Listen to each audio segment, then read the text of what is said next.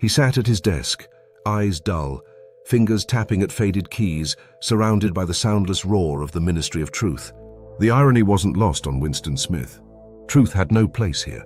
His job was to erase it, scratch it out, rewrite it, bury it beneath layers of official lies so deep no one would ever dig it back up. A man disappeared? He had never existed. War changed sides? It had always been this way. The past bent and twisted until it fit the present, and no one dared question it. No one but Winston. He kept his rebellion small, a flicker of thought here, a scribbled word in a hidden journal there. He knew the cost of such defiance, knew it intimately.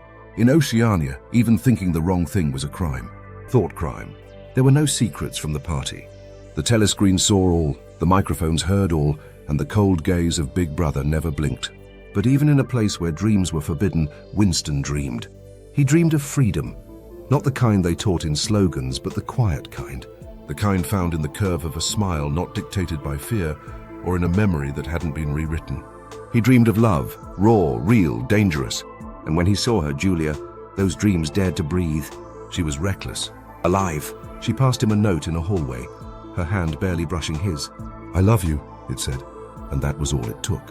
The world, which had been nothing but cold concrete and surveillance, cracked open just enough to let something wild and fragile through.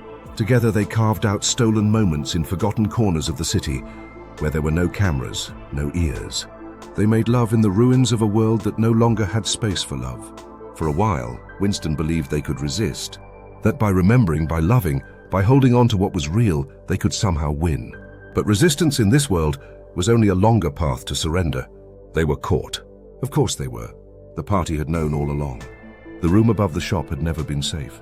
The man with the kind eyes had always been watching. What followed was not punishment. It was unmaking.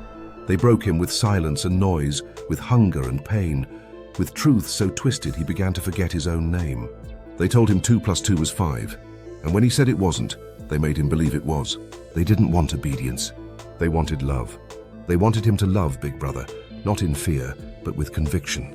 And in the end, he did. Julia faded from his mind like a dream upon waking. The journal was gone. The dreams were gone. Winston sat alone in a cafe, the scent of cheap gin on his breath, watching the screen, watching the war, watching the party's endless announcements of victory.